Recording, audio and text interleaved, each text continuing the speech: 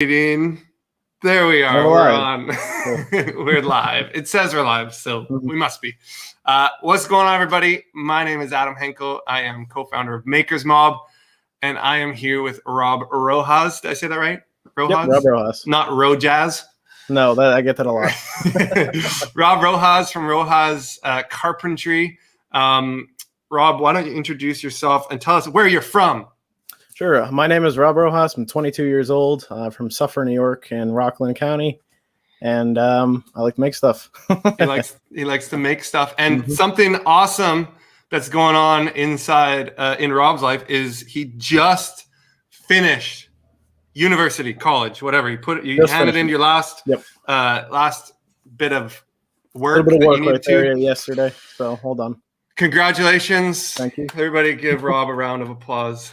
He's finished school, and this has been, we're going to be talking all about his shop. Kind of, he's working out of a small shop. He's actually got a bunch of different workspaces that we're going to walk through. And he's going to show it off. He's going to explain kind of the efficiency of his small shop, because that's it's one of the things he brought up when I first talked to him. But originally, I was introduced to Rob through a Jimmy DeResta plug. Jimmy plugged him, I think it was on his Instagram, and said, go follow Rob. So I did.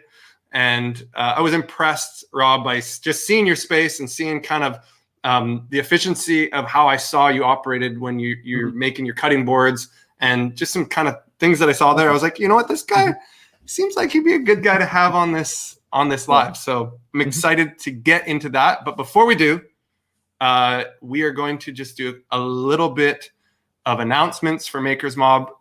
So bear with us as we go through this it'll be like probably 2 minutes. And then we're going to get back to talking about this handsome guy. Look at him. Two of them right there.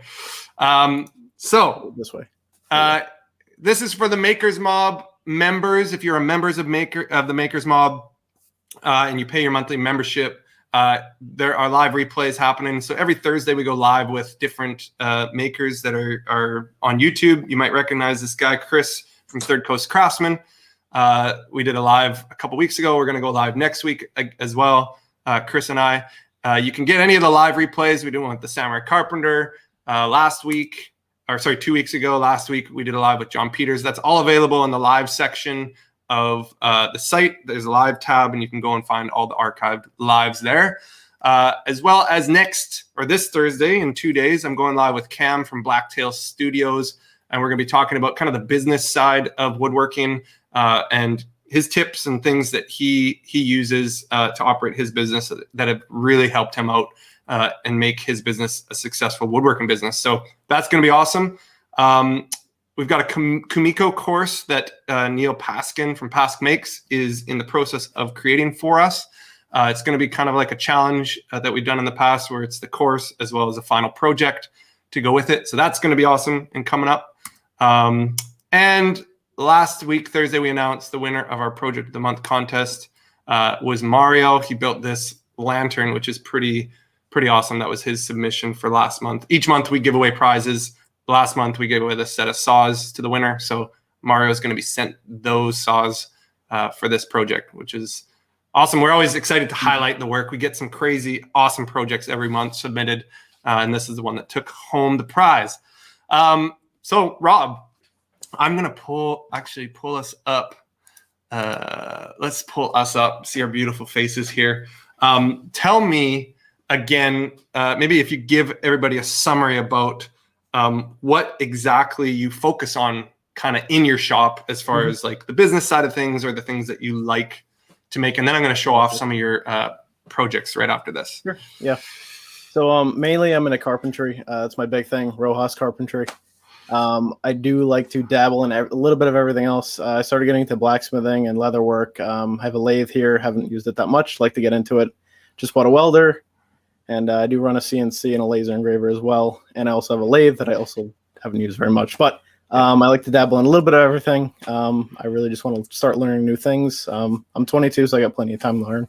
Yeah. One of the things that kind of stood out to me as well when I kind of saw you and your story, like when I learned, and I didn't know you were 22, which is quite young, and that you're still going university or just finishing, is that from what I've seen as far as like on your Instagram and the projects that you've shared with me that we're going to look at in just a second, I mean, you are young, but you've done some impressive work. Your shop is set up. I mean, you're looking a lot like a pro to me, even though you're this young age and you've done this all while you're going through school. That's called passion. Yeah, exactly. It's awesome. So good for you. I want to show off some of your work here. So why don't you explain and show us what is this beauty? So this was the first thing that really kind of got me recognized in a way. I call it the gear table. They're a sprocket, but the gear table. Rough sawn hard maple. It weighs 130 pounds. Just a cool like man cave kind of table, you know? Yeah. That mix between steel and rough sawn wood. Love it. So where did you get those the sprockets or the gears or whatever that you've got there? Where do you find those? Me having the sickness I have, I love searching marketplace constantly and pieces for different, furniture ideas. I think we all do. Troy, New York. Yeah. I found these up in Troy, New York. Some guy had some big warehouse and he had them sitting on a shelf all greasy. So thought about few different things and I never really saw anything like this. So had to go for that. Yeah. And is that, so the saw marks in that maple, that's like actually from the sawmill or Yeah, those are boards. They're set out in the weather for probably 6 months or something. That'll gray, but that's all natural. Yeah. Yeah, very cool. You made this? Yep, that's an Ambrosia maple farm table. The chairs are just repainted, but I made the table itself. Legs I ordered, but that was one of my first big orders from somebody. So that went this was my firehouse. Yeah, that was for a client. Yep, nice. That's beautiful.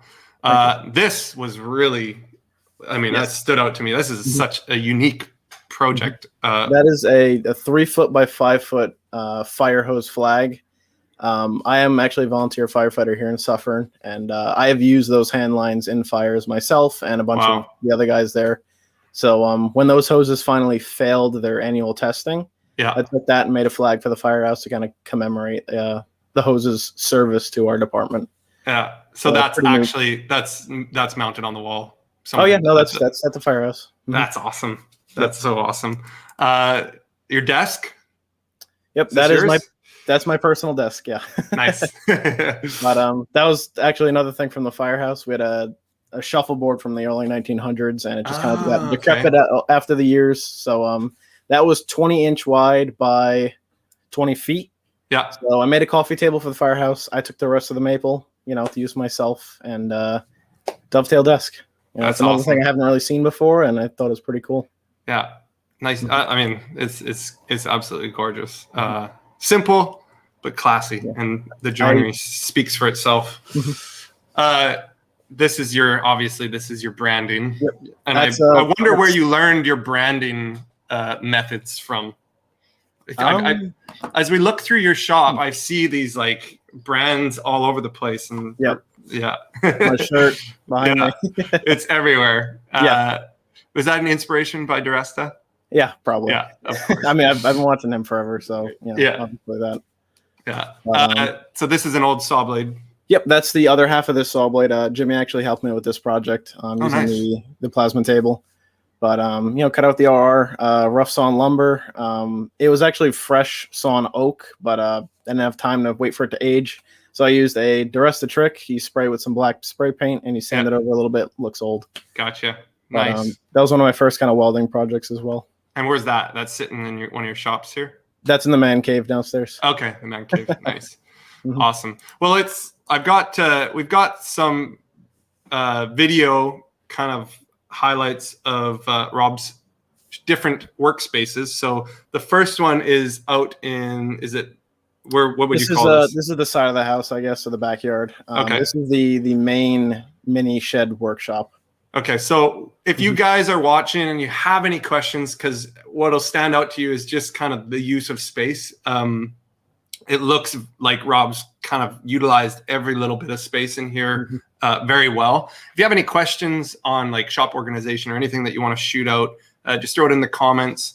But we're going to just kind of do a little tour, and Rob's going to walk us through kind kind of what he's got going on as we walk through. So this is just a couple minutes to go through here. So. So we're walking through the shed. We got a 12x8 shed with a gambrel roof here, barn roof, but obviously quite tight. I only have about 2 feet of walking space there. So a lot of projects don't get assembled here, but a lot of processing parts happens. So a quick little walkthrough. Have all the basic shop tools: bandsaw, planer, drill press, table saw, joiner, chop saw. And this is the portables tool rack. A lot of people like this one. You can kind of have batteries in that little slot holder right there. Pin nailers. Keep my routers down below under the table. And this is on wheels. Everything's on wheels almost? Everything's on wheels. Everything. Yeah. Do you have a dust collection at all set up in there, or is it just get dusty? No. I have a broom from Home Depot. Should get a leaf blower. No, I didn't know. I got leaf blowers. I got the little roller system down there. But, the old skill saw, fine tool grinder, kind of plenty of wood storage, of course. I like my scraps, as anyone does. Is this where you do quite a bit of your? I've seen. I mean, I don't know if it's the main thing that you do, but you do. You seem to put out a lot of like cutting boards and charcuterie boards and things like that.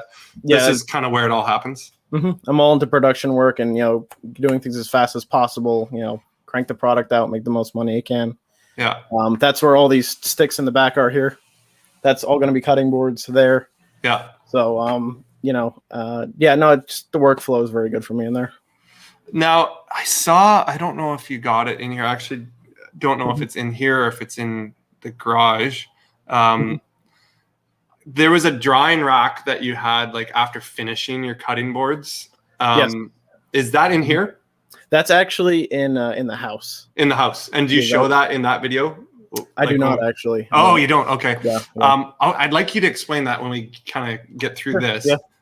Because I thought that was kind of cool. I actually hadn't seen that before. Yeah.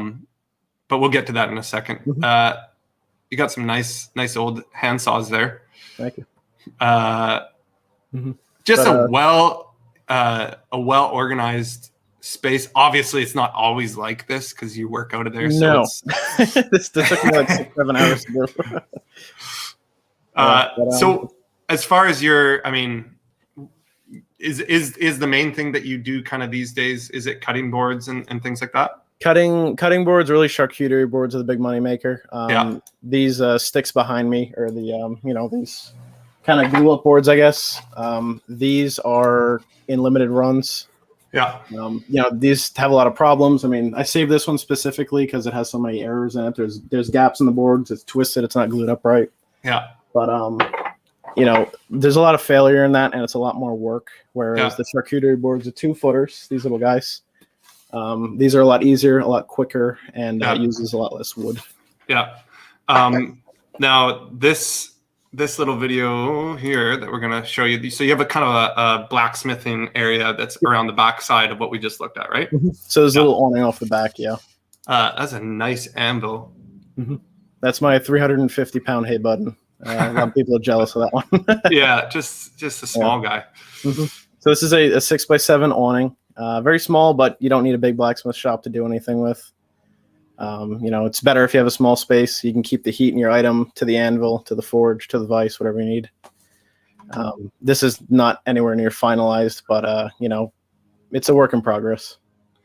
My question now is not necessarily about this, but it's about just working in a small space in general. For people who, you look like, you've I don't know how long you've had this set up, but it looks like you've been established with this for a little while now. About 2-3 years. Okay. So what would be your biggest kind of tip if someone's going to be setting up or even working in a small space in general? Like what would be the biggest bit of advice that you would give to somebody who's looking to work in a small space or maybe does and could use something to help them out? First thing is, what was that? Yeah, I was just gonna say any thoughts on that. Okay, so first thing is keep everything on wheels if you have the room to wheel stuff around. Secondly, do not put anything on the floor. Just keep the floor clean. It's easier for sweeping. You're not going to trip over things. You have the room to walk. And above your head is storage as well. So yeah, anything anywhere you're not utilize that walking or hitting space. your head is space. Yeah. Yeah. So this is another workspace that you have, and this is a single car garage. 10 by 20 single car garage. This is the newest workspace. This one kind of advanced pretty quickly once I cleaned it out. So you needed to expand. Absolutely, yeah. I couldn't build furniture in the shed. I was building stuff in the driveway, and rain is the worst for me because that limits all the operations here. Yeah. But so yeah, just walk us through what we're looking at here. So yeah, I had the paint cabinet out there. I have this little storage bin, the laser engraver. That was my lathe I have on a chop saw cart, so it can fold up out of the way. Oh, nice. This is more the metal section back here. Just automotive, mechanical stuff, machinist type things I'm working on. But there's a sign again right behind me. Logo.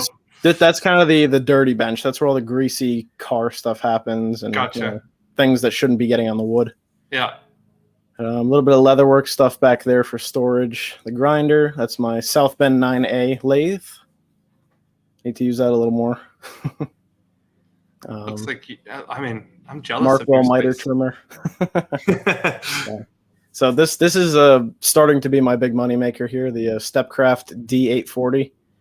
So is this what you use to cut out that charcuterie board? So here, I put the blank in. I can put the little shim in, twist lock it, hit start, and it cuts the handle and the roundovers out in a little under 4 minutes per handle. So, and you're doing all of this while you're going through school. Yep, that's just amazing. I've been for years, so that is amazing to me. Like you said, it's a passion, but man, that's impressive. That a lot of people, they just kind of float their way through school, and good for you that you actually. This is productive, and this is something that you'll have, for the rest of your life. This is amazing. I love how you ended that. It's beautiful. So tell me more. Like when you're doing all this stuff, like how much time, I guess, on a weekly basis are you putting into this while you're going through school? It's going to change now that you're out, but if I'm not sitting at my desk in my room, I am in here basically. Yeah. So anytime I can, otherwise, late at night I'll just be on the computer, editing videos or playing games, whatever. But if it's a sunny day or whatever, I'm down here, I'm working, I'm having fun. Whether I'm just messing with something or I'm actually making cutting boards, I'll be down here usually. Yeah. So can you, I was going to also ask you, you went to something kind of exciting this last weekend. Can you give us a little update on what that was? Sure, of course. That was the Blackthorn Blacksmithing Hammer-In. That's up in East Durham, New York. Super fun event. If you can go, definitely go. It's a great time. Everyone's just there to help each other, like any maker community is. And, you learn a lot going there. There's a lot of people willing to help you. Yeah. But, it's all blacksmithing. We got anvils, forges. We're getting a press, and just a good time. So, and so over the course of the weekend, what did you actually do or work on yourself? Myself, I tried making an axe. I have a little Hudson Bay axe that I just absolutely adore. I love it. And I wanted to make another one because I'm having trouble buying another one. They're very hard to come by. Yeah. Failure, but I made progress on it. So metal, it cools down, and you heat it back up again, and you keep going. So I just took a break on it for now. And next time when we have our coal forge press, I forgot what it was called. But when we have that, I'll be able to finish it up. Nice. But I'm getting a lot of pointers from Chris Cash. I'll shout him out. And Luke Smith, he was helping me swing a 20-pound sledgehammer because we didn't have the press this time. I think I saw him in. I think did you do a live video or you did it? Just a little video. Yeah, I think I might have seen that. Okay, so back to I brought it up earlier. You have a system that you use. Actually, even your finishing system. I saw a little video where you had a garbage bag. Yeah, I built a plywood box with 2 liners of like really thick garbage bags, and I poured gallons of mineral oil in there. Okay. To essentially dunk the boards and soak them, so I don't have to wipe them 10 times. So, and this is just part of the production of what you do. So you make that cutting board or charcuterie board, and you literally dip it in like a vat pretty much of. Yeah, it's a giant. It's a 10-gallon vat. Yeah, So and then you pull it out. Do you wipe it off? Yeah, as I'm pulling it out, I'm squeegeeing it on That's right. the You side, and I have a squeegeed piece it. of wood that's kind of, squeegeeing the oil off. It's still soaking wet, but as I'm wiping down the 4 that were in there, the next 4 go in. Gotcha. So all about production. Keep it going. And then your drying kind of system where you have them kind of stacked on end. Yeah. Explain that, because that was something that, I mean, when I saw your little video that you had showed on Instagram, you were kind of explaining just the air movement around it. But explain kind of your system with that, because that's kind of cool. When those come out of the oil, they actually do dry in here. They hang up so I don't get oil in the house. But let them soak in, wipe them off. I'll buff them with wax, and then they'll go on that rack. So that rack is basically designed to keep the boards from A, banging into each other, and B, most important thing I think is keeping the airflow and the moisture content around the board consistent. Yeah. Because I pay attention a lot to how flat the boards are, because if you put a board on your counter, do you want it to rock back and forth? Never. You want it flat, right? Yeah. So I work really, really hard to keep these things flat, whether I plane them down, I joint them, or I actually plane them on the CNC if I need to. Yeah. I don't want them to warp again, because I've made batches of boards and I just slap them together like this. Yeah. You go to hand them out to people and they're like potato chips. So, that doesn't make me happy. I mean, I got to be honest. I do like potato chips, but I don't want my charcuterie board to be a potato chip. So just back to that rack. So you store it vertically. Yes, I store them all vertically, so they'll all just kind of sit next to each other like this across, and then the space saves a lot of space doing it that way. So just explain it to people who are listening. It's essentially just like a rack with dividers in between that you're sliding. Yeah, it's a stackable storage rack that you can have. It's got the 4 tubes in it, and you put the next rack up on top. Yeah. I slipped pieces of thin pine through all the holes in there, and that just left enough room to slide them through. Gotcha.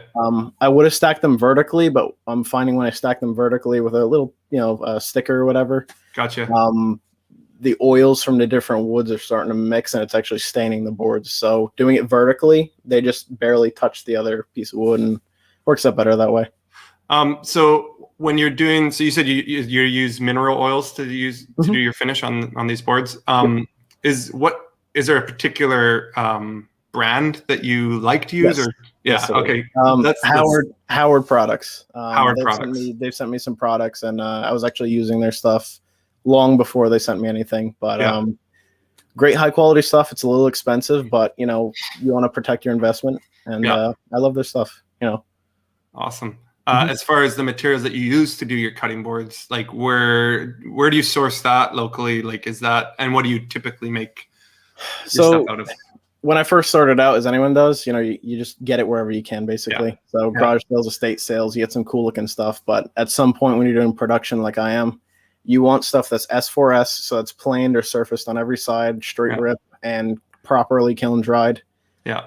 I go to a guy up in Cold Spring, New York, John Barber, First Cut Custom Millworks. Yeah. Decent prices, and the lumber is fantastic quality.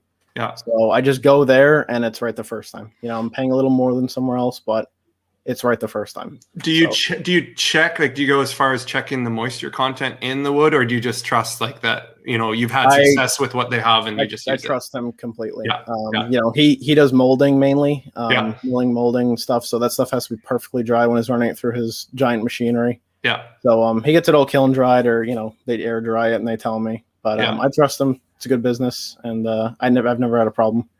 Awesome. So as far as people listening and watching, let's promo you and how they can follow you right now. Sure. The main thing will be Instagram, right? Yep. So I'm on there most of the time. I know for a fact that there's probably 100 people watching this right now, maybe more. I can't see all the numbers, but I know I can see what I can see, and this is telling me that there's almost 100 people. So if you guys are out there, I'm expecting to go on to Rob's Instagram and see that number of followers jump up 100. Okay. So Rob, where what's your handle on Instagram? I actually didn't prepare a slide or anything for this. Rojas Carpentry, no space, no capitals, nothing, just Rojas Carpentry. Rojas Carpentry, go follow him. You know, this it's always impressive, and it was even more impressive when I found out. I thought that you were a little bit older than 22. Most people do. It just was. I was super impressed with just seeing what you were kind of doing, finding out that you're still young 22-year-old guy and that you're just finishing up university was that much more impressive to me. My whole kind of secret with, you know, learning everything. Yeah. Listen to older people. Just listen. That's awesome. That's pretty much it. You know, they know what they're talking about. Yeah. Yeah, it's true. I mean, there's wisdom in, I mean, I remember, so I grew up, not the first job out of high school. First job out of high school was working in a stainless steel fabrication. And the second was working in a cabinet shop. And, you know, I was surrounded by guys that had been in the industry for 25 years. And I really, like you said, like listening to these guys that have been around the block that know what they're doing, like that's amazing. But I mean, again, I'm super impressed with what you're doing. I'm excited to be able to promote you and help you out by just having you recognized in this live. And if anybody has any questions as far as working out of a small workshop or workspace, make sure you put in the chat here as we kind of wrap this thing up. I do want to make sure you guys know that next week, you know that we are going live again. We go live every Tuesday at the same time at 5 o'clock Pacific, 8 o'clock, right? Yeah, 8 o'clock Eastern. Next week, I'm going to be going live with another partner of mine, co-founder of Maker's Mob, Adam Price, and he's going to be interviewing me next week for a change and kind of get a backstory of me and my background in the woodworking and construction industry. So I see a question here. Let's pull this up. How are you selling your product? Wholesale, retail, booth? Or both? Both. Currently, just kind of word of mouth. You know, that's how most small businesses start out. It's word of mouth, and that's your biggest supporters initially. But you know, I'm starting to go to art shows. I have one in June in Suffern if anyone wants to go. But I'm trying to start up a website, but I'm finding out you need to be a little more legitimate to sell on there. Yeah. But eventually, you know, we'll get there eventually. It's just working through building up that website, but. So, I mean, word of mouth is, like you said, it's kind of, that's like usually family, friends, you know. Yeah. Someone else has a question here. How do you heat your work shed? I don't. You don't? Yeah. It's very cold here in New York, and there's times in the winter where I just kind of stand there for 10 minutes and I go, all right, time to go inside. Time to go inside. Yeah. Yeah, exactly. it's too cold. You can't feel your fingers or feet, you know. Yeah. I'm sure you can feel it up in Canada. Yeah. Actually, I mean, I'm in a nice climate as far as Canada goes. Yeah. On the far west coast, we're at the very southern tip. But I do know I can relate to the rain comment you said earlier. Yep. Another question here. Other than size, what is your biggest challenge with working in a small space? I'd say probably the divided shops. You know, where did I put that screwdriver? Where did I put that impact gun? Where's the sander? You know, and then it might be raining outside. But really, I think the worst thing is finishing stuff because everywhere is dusty. You know, there's no perfect situation for finishing stuff. So that's probably my biggest issue. Yeah, my first shop. So I had I ran a cabinet company. When I was, I think, 22 years old, I went out on my own and started up my cabinet shop, and it was out of a single car garage. Yep. And I took on some bigger projects than I should have. And I set up in the winter, I set up one of those like pop-up work tents that had sides on it. And that was I used that as a spray booth. Yeah. In the winter. Getting one of those. Yeah. It kept it dry. It was still like, the humidity level was probably a little, it was actually snowing one day and I was spraying lacquers outside. It worked out fine. not saying that that's a tip for anyone, but we all do. You gotta do what you gotta do, right? We do what we do to be able to make it and get through it. So got another couple, well, a lot of questions. Sure. What's the Instagram? Say it again. Your Instagram. Oh, Rojas Carpentry. Rojas Carpentry. You can see Rob's name. So add just Rojas, then add Carpentry on the end of that. Let's see here. Here's one. Do you store any of your wood outside the shed? I used to, very rarely I do, but every once in a while I get a pallet of kiln dried scrap woods, and as long as I keep it under a tarp, it's fine. But typically I like to keep everything dry now. Like I said, production work's the main goal here. That's awesome. I'm sorry, I was just distracted by some guys like tearing me apart in the comments here about where I live. What is this guy? He's saying, yeah, they don't know what Canadian weather really is. Okay, whatever. Yeah, they're making fun of me because I would say that I am like the California of Canada. Like Canada-fornia. It's the nicest weather pretty much in Canada. Some of the nicest weather. And it's very mild. We hardly get snow usually here at all. And I lived on the East Coast in Philadelphia, which I told you before we went live. And it's actually colder back there than it is where I live in Canada, which is kind of weird to think about. But anyways, we are digressing by talking about the weather. The weather's our enemy. Yeah. So do you tan? I don't even know what these guys are talking about now. Here's one. Do you wish to discuss pricing on cutting boards you sell? Do you wish? Sure. Well, absolutely. I mean, these 2-foot charcuterie boards, typically if they're not two figured, they are $70. Is 2 feet long, 7.5 inches wide. I currently have walnut and ambrosia maple. It's a pretty nice one. But I have those, and then anything else. Those are standard $70 prices, and then anything else can go depending on board foot costs and stuff. This one's about $50-$60 for this one, spalted maple. Yeah. But I also have some just plain cherry, walnut, maple, stuff like that. So little range of prices there for different products. Someone's asking this, and you kind of touched on it, but we'll just so they know we didn't ignore them. We'll bring it up and just touch on it again. With a small shed shop, how do you deal with the weather? I mean, do you have a special secret to that? Usually, I can understand what he's saying. Usually, I make parts in there and I bring it in here to assemble and finish. If I got to work on something, the wood either stays in there or the wood's staying in here. It can't travel between when it's raining. Obviously, especially if it's a finished piece. If it's rough lumber, I could care less. But typically, if it is raining, you're staying in that shop. You're keeping your stuff in that shop for that day. Got one more question here.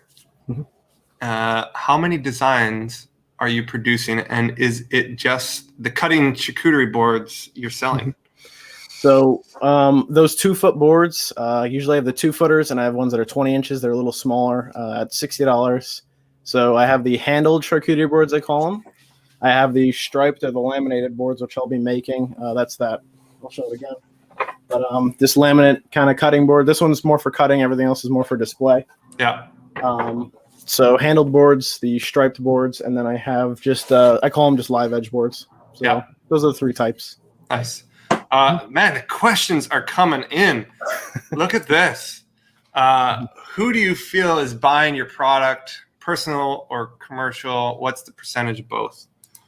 So I'd say typically it's personal right now. I got, work friends of people, neighbors, my personal friends, firehouse guys, family, stuff like that. Yeah. Very appreciated. I would like to try to move into like little cafes or little places that you kind of have like little artisan stuff up front for you to buy. You got to deal with them. Do you sell on Marketplace at all or anything like that? I do not. I just buy and sell tools on there, basically machinery and stuff. But everything's, again, word of mouth, Instagram, YouTube, stuff like that. We got people asking about T-shirts. Do you sell our T-shirts? I will eventually. Right now, this is literally just I made a print block on the CNC. This is reversed. I Nice. spray painted it and I just stamped my shirt, and that's really it. But There you go.